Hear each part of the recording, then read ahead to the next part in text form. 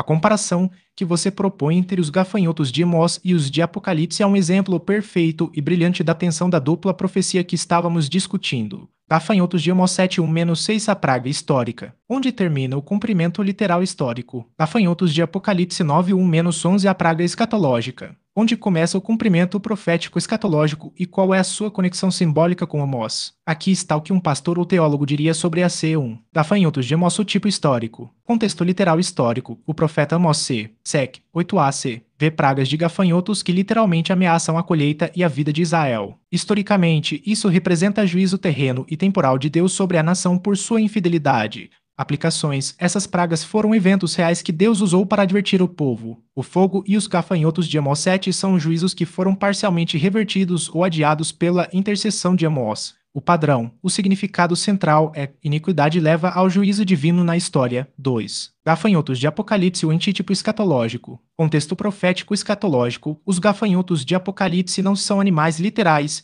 mas seres simbólicos, demoníacos e sobrenaturais que vêm da fumaça do abismo, o poço do abismo, sob a herança de Apolion o Destruidor. Asterisco aplicações. Simbolismo, que representam um juízo intensificado e cósmico que atinge a humanidade incrédula nos últimos dias. Eles não destroem as plantas, o que gafanhotos normais fariam, mas atormentam os homens que não têm o selo de Deus por 5 meses. Isso sugere que a praga é mais sobre atormentação mental e espiritual do que fome literal. Conexão com Amós. João, o autor do Apocalipse, está usando a imagem familiar e aterrorizante do juízo de Amós, a praga de gafanhotos, e a escalando para o nível final.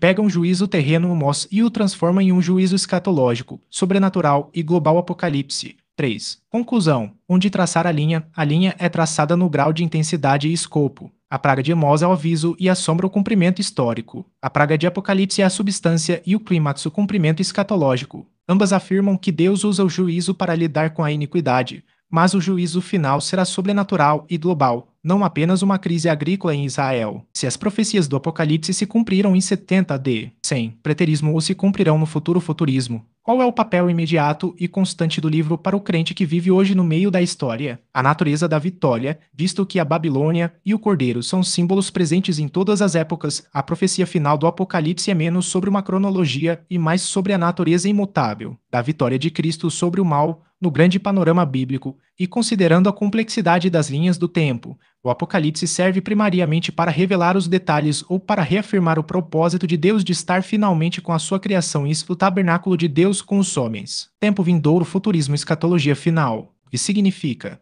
Muitos detalhes do Apocalipse, como a Babilônia, as pragas, a batalha do Armagedon, são vistos como eventos literais ou quase literais que ainda estão por vir. A maioria dos símbolos apocalípticos descreve o clímax da história humana, culminando com o milênio e o estado eterno, período interbíblico ou histórico, preterismo e historicismo. O que significa? O cumprimento da profecia é visto em eventos passados, seja o período intertestamentário entre o Antigo e o Novo Testamento, a destruição de Jerusalém em 70 AD, 100 ou o domínio do Império Romano, aconteceu no período interbíblico. Você está usando a chave do preterismo em parte ou na totalidade, que resolve muitas das profecias complexas situando-as no contexto dos leitores originais, o anticristo sendo Nero ou Domiciano. Simbólico, idealismo, simbolismo, asterisco, o que significa? A profecia não descreve eventos específicos, mas sim princípios atemporais e a luta contínua entre o bem e o mal, a igreja e as forças seculares demoníacas. Ao pensar que é simbólico do Apocalipse ser o milênio, você está usando a chave do idealismo, vendo o Apocalipse como uma representação poética e moral da jornada da igreja até a vitória final. No céu, o milênio, neste caso, sendo o reinado de Cristo desde a sua ascensão.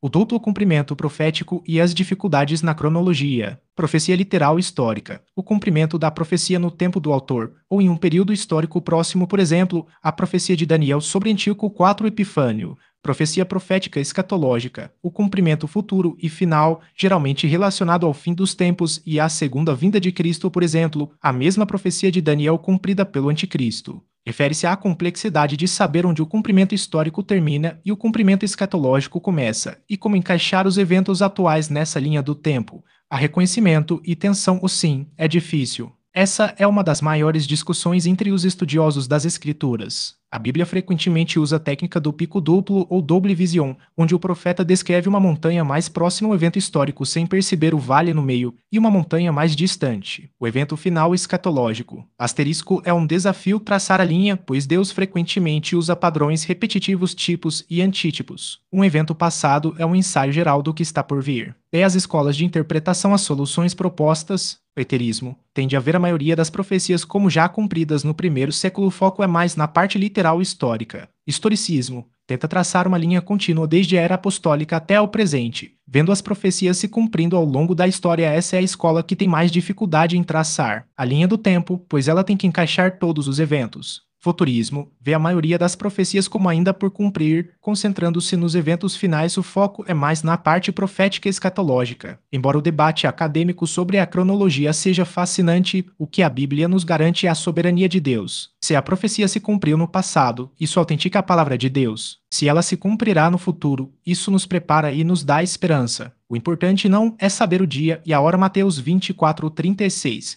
mas sim que o cumprimento da profecia nos chama ao arrependimento e à vigilância.